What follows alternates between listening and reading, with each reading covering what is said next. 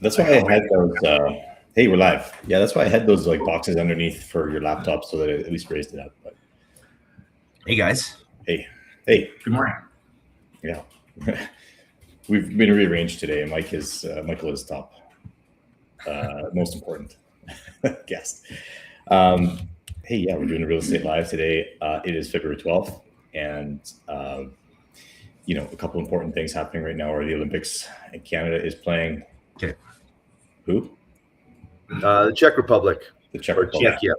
Oh yeah. So Czechia. just I got to interject. We're hoping that this is going to be a snappy one because there's some pretty important business happening right now. Yeah. So we're gonna get down to business. We're gonna get to it. The other thing that's happening today, Mike, just I'll interject. There's a great event that we're all going to this afternoon, so we're all getting ready for that. We further together at Studio Bell. So cool. Sold out. Happy about that. And for agents, by agents, it'll be fun. Yeah, I'm looking forward to it as well. Yeah, what are some of the key things that are going to be talked about there? Ben Sweet. Have you guys seen Ben Sweet talk before? Yeah. Yeah, he's putting on. Yeah. I think it's going to be a similar vein, but it's all new content today. So bring some tissues. Okay. Ben Sweet's going to talk, and then Darren Langille's going to talk just some tactical things in this market and rebuilding your business. And we've got a luxury panel with Caitlin Gottlieb from Edmonton, Ruth Alexander from Calgary, and we have Felix Chan talking social and like hyper-local content. Yeah. There's a Teams panel with Gary Basra and Sean Getty. And then there's Derek Thistle talking. I don't know his specific topic actually. Like I think he's done a phenomenal job of capitalizing on his past career. His network. Yeah, just phenomenal. And then we've got Michael Thorne coming from Vancouver. I'm missing. I think Elizabeth McNally is speaking too. Yeah, I'm not sure. In Medicine Hat. Yeah. What is she speaking on now? She might be on the. Jeez, I thought I had that whole agenda memorized, but I don't. So, yeah, coming from all over. It's gonna be good. Sweet. And we might have a special guest MC. We'll see. Is that you? I know it is not me. Okay. It is not me. We might have a man from the land of the prairies. Okay. Oh, I think I know what you're say. Island of the prairies, as he calls it. Winnipeg. Anyways, okay. Oh, nice. A beggar. So let's get into this. Let's make it snappy. Yeah, Dan, we're going to lead off with stats, which is our usual format. Why don't you take it away there? Yeah. Okay. Oh man, this is always a bit of daily housing summary. We always like to look at the daily housing summary. It's like kind of live stats. So so this number here, I think end of January, this is maybe a number to key in on the percent change. So sales were down 15%, active listings up 20%. Those things I would say probably correlated. You can see the number of new listings is actually down a little bit from previous year. So I think that what this is telling me is that the market slump that started spring-ish, maybe summer last year, in some segments, maybe for detached, it was started in the fall. It hasn't really hit the numbers yet, in the sense that so the market was strong last January, and we're just seeing that bear out that this year January is not as strong. Although it's not terrible. Like when I see the number of new listings overall for January was slightly down, like that's encouraging. Yeah. When we look at February, it's hard to know mid-month if this is going to play out at the end of the month in the stats, but I mean, I don't know. That's what I see there, and maybe I'll just demonstrate the two ends of the spectrum are always going to be detached and apartment. So if we looked at the detached numbers here, total sales in January just down like 2.5%. Active listings are flat, new listings are flat. We look at apartments, on the other hand, total sales down 25%, which is a bit of a staggering change. So just as far as the way those stats are compiled, so the February 2025 there, That would be the full month, but then February 2026 is the year to date. Is that true, or is that accurate? No, sorry. Yeah, our little dagger there is that is month to date. So Okay. by this time in February last year, we were 163, and now 126. Right. Yeah. So anyhow, yeah.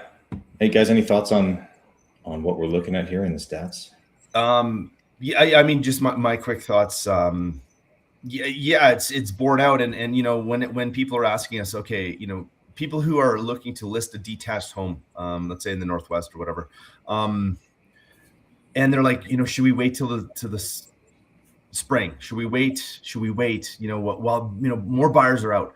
And I mean, I think like my message to them is, and what the reality is the fact that there will be more listings coming on in the spring. So it's not advantageous to wait to list your house if you've decided and you need to make a move, and you need to sell your house and then buy in the same market, let's say. So it's a wash. Now, the notion of like, well, we're waiting for the garden to look pretty and all the stuff.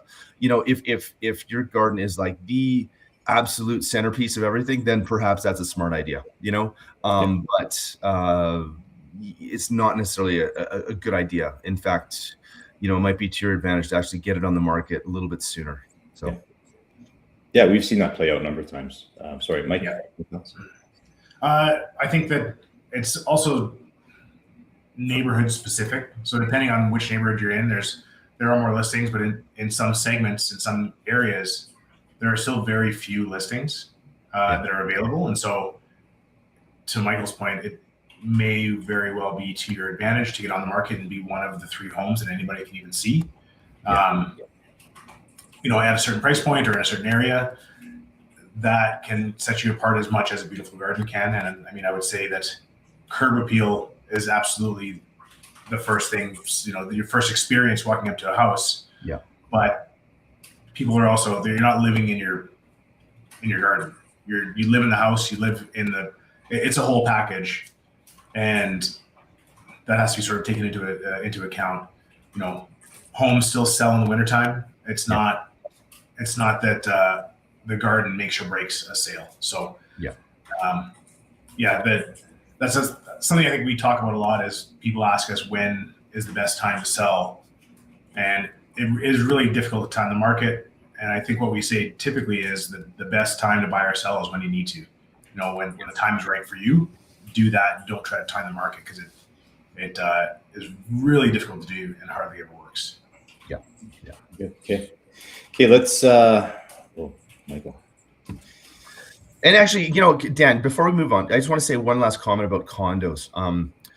The condo market. I had a listing that we had on the market last year, and it was just a 1-bedroom place in Mission.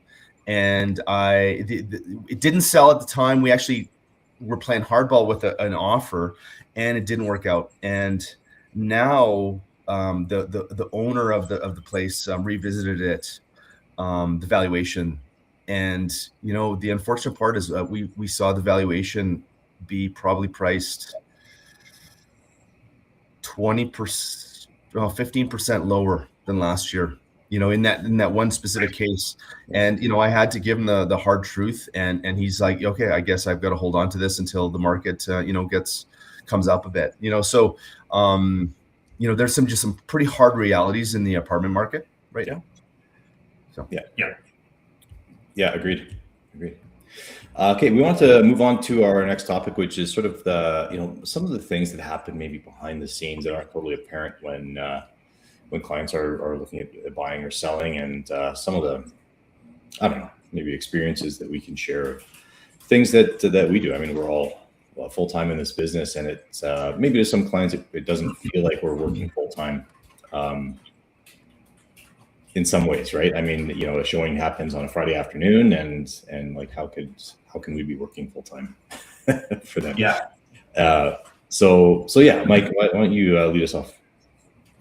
Sure. This is one actually I saw on another agent's story, and I realized it's something that we do all the time. But I guess speaks to the point that some of the stuff that we do is sort of unconscious now because we've been doing it for long enough that it's just a part of our system and a part of the way we interact. But certainly when we're writing an offer, calling ahead and speaking to the agent if you can, particularly if you can get on the phone with them and maybe get some information, talk about, I think my line is usually, the best price aside, what are some of the things that we can do to make this offer work for your seller? And that can be something that, sometimes a shorter or longer possession, sometimes they have there's something going on in their life where a 6-month possession or whatever would work best for them. And not everyone knows that. And so they write something that is not the best case for the seller. And we can set ourselves apart that way. So that's one of the things that we do is we, as often as possible, try to get on the phone. And conversely, when we are selling, Dan, to your point about showings on a Friday afternoon or Friday night, whenever possible, I try to call the agent myself. We have a virtual assistant that will call and get feedback as well. But if possible, I try to get on the phone with those folks and say, like, how did it go? Well, what if it's not for you? What about the price? Is there anything you can share more candidly if your folks aren't going to pursue this that we can bring back to our sellers as information and intelligence on the market and how we're being viewed and received? Yeah. So that's a few things. Dan, what about you? Yeah, I mean, just an experience from the last couple of weeks. I have an apartment for sale that I think it showed really well, but we had somebody go through and say there's a dead pigeon on the balcony. And so, I was there right away, get my hazmat suit on and clean up the dead pigeon. And then sure enough, a week later, there's another pigeon nest on the balcony. And so I was there last night with the hazmat suit again and, cleaning up the pigeon thing and the pigeon nest. I went so far as to I brought a bucket and mop and I just scrubbed the balcony because there's pigeon stuff all over. So, this client happens to be out of town. It's a vacant unit. And so, to get a cleaner there for that was probably a few $100s. And it was me taking a break during a commitment I already had in the area. So, it's such, these things sometimes just need to happen. And I think you've had to do something that just needs to happen to get a deal done. This week you were in an attic, maybe. Yeah, actually not yet. I'm going to be going up there soon, but we had a listing, and I mean, it all came together. But our sellers were being pretty, they were being pretty tight on some of their conditions, and one of them was, listen, this is our price, take it or leave it for these folks, and if there are any items that come out of the property inspection, we don't want to hear about it.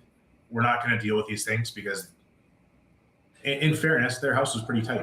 They didn't have issues. One that did come up though, that is, legitimate, and we probably would have dealt with it otherwise. The exhaust fan from the bathroom was just disconnected in the attic, and so in the course of getting past that particular condition, the buyer said, we'd like to see that fixed. And so I just said, yes, I'm going to do that because it makes sense. And the sellers rather, they just found out that I'm going to be going up to do that because I wanted to let them know that I'm going to be in their attic in the next couple of days prior to closing. And I'll do my best not to step through the ceiling. But yeah, I'm going to go up there and just zip that together and make sure that it's good and that the deal comes together because that's important. So yeah, I've made sure our insurance is topped up for you. So well, that's good. Yeah, but I guess that also speaks to another thing is that, and not every agent does this. And there are times where I can't do it either, but certainly even just attending an inspection, usually for our buyers, but sometimes for our sellers as well. Being there for the inspection to either answer questions for those folks or address things sort of on the spot and on the fly and make sure that it doesn't get, out of control. Sometimes if it's a first-time home buyer, they are a little bit overwhelmed by issues that are just routine maintenance on a home. Yeah. And so those things, when it's given to you all at once in a in a report or even just, in a few hours, these are all the things you need to do to make sure that the house stays standing. Sometimes the buyer can go like, whoa, that's a lot. Like, I'm not ready for that. And really, that's just owning a home. And to be there on site and walk them through it can be helpful. And obviously, the buyers that you're working for see that they're there, but it's one of those soft skills or something that's maybe not, that we don't do a good job of promoting or advertising, but it's one of the ways that we help put deals together. Michael, what about you? What do you have that? Well, just a quick, timely kind of example. Last weekend, I did 2 open houses at a new listing, and and just like, this is Murphy's Law all the time. It ends at 2:00, and inevitably there's 2 families in the house, and one of the families is like, "Oh my goodness, my son-in-law is driving here from across the city. Is it okay if you stick around?" And I'm like, no problem, and so I ended up sticking around for another 45 minutes, actually, beyond the closing time, and it was worthwhile. Actually, we had another showing afterwards, and I asked the permission of the showing agent for us to kind of linger, and he was okay with it. So I think, sometimes that's not always the case where we can be flexible like that, but it's very meaningful to get another set of people through. It's kind of fine to accommodate that, and it was very nice to have that other agent be accommodating as well.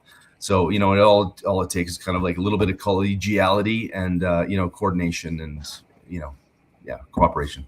Yeah, on open houses too. I think I've had this comment a couple times. Like I'll be at an open house in the middle of winter, and you go into a vacant house, and sure enough, there's no floor mat. Right? You step in with your boots full of snow, and it's like, okay, well, yes, it's gonna be messy. So I keep a rag in my trunk, and so I go get my rag and make sure that anytime that there's a spare minute, I'm wiping down the entryway so it doesn't look like a big muddy mess. In somebody's home. And and once I had a homeowner come home and catch me cleaning the floors, and they're like, "Oh my god, thank you." Appreciate it's appreciated, even though they don't know necessarily that it's happening. So I think that's the topic. Shoveling the walks, I often show up as well for an open house with a shovel, just in case. For a vacant home, it's often at Murphy's Law, it will have just snowed, or it is currently snowing, and just you're there, so you might as well just do it. Something else along those same lines as well for photography, when we're doing the photos and measurements for a home, we do contract that out. We used to do it ourselves, but we still do our best to be there every single time to make sure that all of those photos are well set up and well staged, so that the home does present as well as possible online. Because that's sort of the first viewing for everyone, and so you have to make sure that that's dialed in. And that's another thing I think that doesn't always get communicated, but is important and something that we do. It's good. Any other off the top of the head? Hold on, I gotta show you. This is our doggy. Oh boy, big dog. just a little power. Yeah, that's our horse. Anyways, that's Pepper, our Great Dane. Yeah, sorry guys, sorry to interject. No, not at all. No, we're gonna wrap up. Any other things, guys, that you can think of that we that happens in the background that maybe not always obvious? I think, maybe the one thing that, like you said, it's kind of automatic and unconscious somewhat, is that, we're always monitoring the market. If I looked at my inbox, I've got so many property searches set up. I get probably 60 notices for clients, and another 8 to 10 every day that I have set up of just like special interest. Just things that I want to keep, by the minute tabs on in the market. So, that kind of stuff that it's constant. It's like, it's all day. It's every time I'm sitting at my computer or on my phone, I'm getting notices of here's what, like, market activity live. And so it's something that doesn't take a ton of attention, doesn't take a ton of time, but is part of just being in the business, just knowing that you have to know what is going on. So Yeah. Okay. Well, I guess maybe on that we'll wrap it up. If any of our clients out there have something that they recall from an interaction that was meaningful somehow, we'd love to hear about it. Or if other agents are listening in and want to comment on something that they know that they do, that would be great too. But I think with that, we should put a bow on it. And Michael, you can get back to the game for the last few minutes, and then we'll see you downtown at what are we at now? What's the score? 2-0. 2-0. Okay. Yeah. Nice. you're good. Okay, guys. All right, guys. See ya. See you next time. Yeah. Yeah, bye.